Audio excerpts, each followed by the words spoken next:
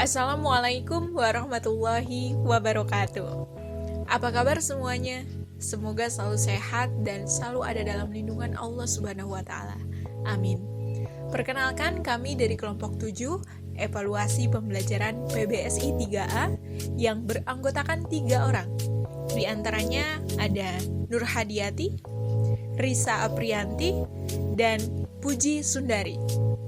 Di sini kami akan membahas mengenai penyusunan soal non-tes berbasis HOTS. Lalu, poin-poin apa saja yang bakal kita sampaikan hari ini? Di antaranya itu ada mengenai definisinya, langkah-langkah penyusunannya, kaidahnya, sampai dengan pengembangan instrumennya, yang tentunya semuanya berbasis HOTS. Lalu, tunggu apa lagi? Yuk, kita simak materinya. Assalamualaikum warahmatullahi wabarakatuh. Baik, saya akan menjelaskan mengenai definisi penilaian pembelajaran, tes, non-tes, serta definisi HOTS. Yang pertama ada penilaian pembelajaran. Nah, di sini penilaian pembelajaran merupakan suatu alat yang bertujuan untuk melihat atau mengukur belajar para siswa dalam hal penguasaan materi yang telah dipelajari sesuai dengan tujuan-tujuan yang sudah ditetapkan. Penilaian pembelajaran ini dibagi menjadi 2 jenis, yaitu penilaian berbentuk tes dan non-tes. Untuk jenis penilaian tes ialah jenis penilaian dengan cara yang dapat dipergunakan atau prosedur yang perlu ditempuh dalam rangka pengukuran dan penilaian yang berbentuk pemberian tugas atau serangkaian tugas, baik berupa pertanyaan-pertanyaan yang harus dijawab atau perintah-perintah yang harus dikerjakan, sehingga atas dasar data yang diperoleh dari hasil pengukuran tersebut dapat dihasilkan nilai yang melambangkan tingkah laku atau prestasi orang yang bersangkutan. Namun, kali ini kita fokus ke jenis penilaian non-tes. Dan non-tes sendiri merupakan jenis penilaian yang cara penilaian hasil belajar peserta didik dilakukan tanpa menguji peserta didik, tetapi dengan melakukan pengamatan secara sistematis. Kemudian penilaian berbasis HOTS merupakan instrumen yang digunakan untuk mengukur keterampilan berpikir tingkat tinggi, yaitu keterampilan berpikir yang tidak sekedar mengingat, memahami, ataupun menerapkan yang diaplikasikan pada jenis soal non-tes. Baik, selanjutnya kita beralih ke kaidah atau prinsip berbasis HOTS. Nah, di penilaian berbasis HOTS sendiri memiliki kaidah atau prinsip secara umum dan spesifik. Untuk secara umum diantaranya yaitu 1. Menentukan secara tepat dan jelas apa yang akan dinilai. Kemudian yang kedua, merencanakan tugas atau butir soal yang menuntut siswa untuk menunjukkan pengetahuan atau keterampilan yang mereka miliki. Kemudian yang terakhir itu menentukan langkah apa yang hendak diambil sebagai bukti peningkatan pengetahuan dan kecakapan siswa yang telah ditunjukkan dalam proses. Nah, untuk spesifiknya yaitu yang pertama, menyajikan stimulus bagi siswa. Nah, ini biasanya dalam bentuk pengantar teks, visual, skenario, wacana, atau masalah. Lalu yang kedua, menggunakan permasalahan baru bagi siswa dan juga belum dibahas di kelas serta bukan pertanyaan hanya untuk proses mengikat. Kemudian yang terakhir, yang ketiga, membedakan antara tingkat kesulitan soal, yaitu mudah, sedang, atau sulit. Dan level kognitif yaitu berupa berpikir tingkat rendah dan tingkat tinggi. Baik, selanjutnya adalah mengenai langkah-langkah dan kisi-kisi penilaian non-tes berbasis HOTS. Langkah-langkahnya itu terdiri dari 5 langkah. Dan langkah yang pertama adalah menganalisis KD. Sebenarnya langkah-langkahnya itu tidak jauh berbeda dengan penilaian tes yang juga berbasis HOTS. Di sini hanya berbeda bentuk penilaiannya saja. Dan kita kembali mengapa kita itu perlu menganalisis KD. Karena kita harus mampu menggolongkan mana sih KD yang penilaiannya itu bisa menggunakan penilaian yang berbasis HOTS atau tidak gitu. Di sini ada KD 3.1 dan KD 4.1. Di sana terdapat perbedaan bahwa keduanya itu tidak bisa menggunakan penilaian non-tes berbasis HOTS gitu. Jadi keduanya itu berbeda level kognitifnya. Selanjutnya adalah penyusunan kisi-kisi penilaian, yaitu langkah yang kedua.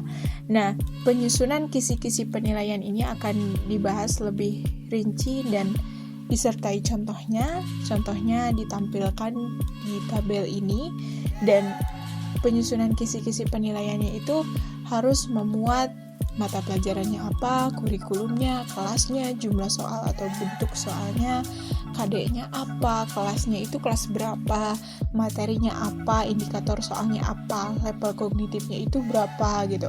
Nah, soalnya itu nomor berapa, dan bentuk soal. Di sini yang digaris bawahinya adalah bentuk soal, dimana karena materi kita adalah penyusunan penilaian non-tes berbasis HOTS, maka bentuk soalnya juga harus non-tes.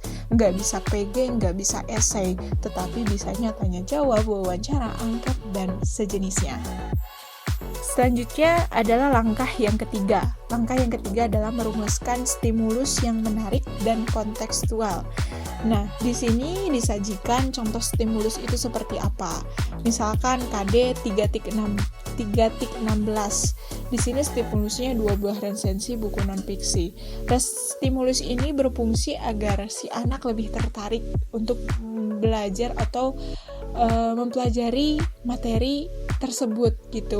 Jadi agar si anak itu tidak bosan, tidak boring dan sebagainya. Jadi diperlukan stimulus-stimulus yang baru agar si anak itu tidak merasa gitu-gitu aja, seperti itu.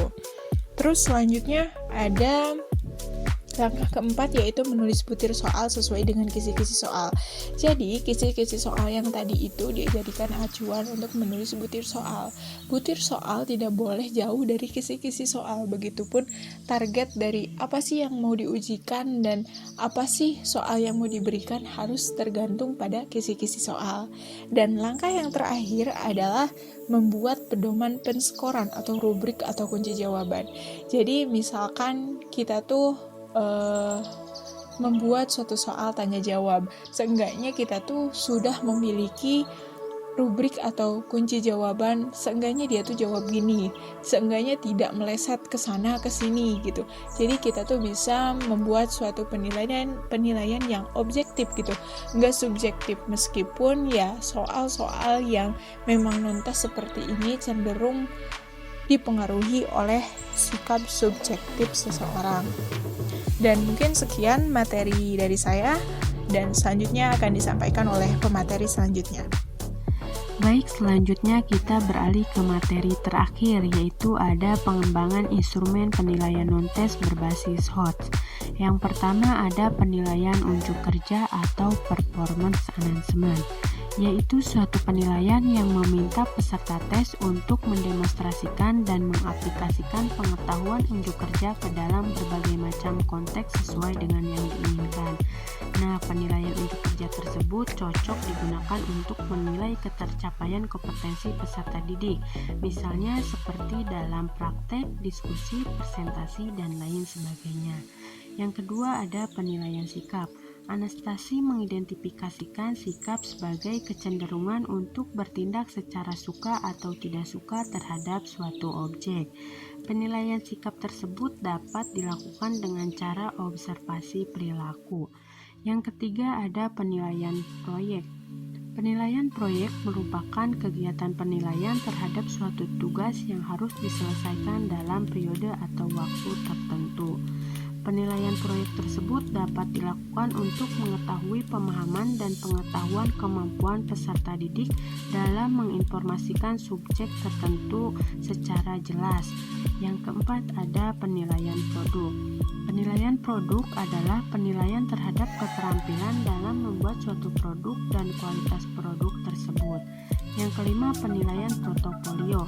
Penilaian portofolio dimaksud sebagai bentuk penilaian terhadap subjek dalam belajar yang meliputi kemampuan awal dan melaksanakan tugas struktur, catatan pencapaian keberhasilan terpilih, hasil ujian tengah semester dan akhir semester.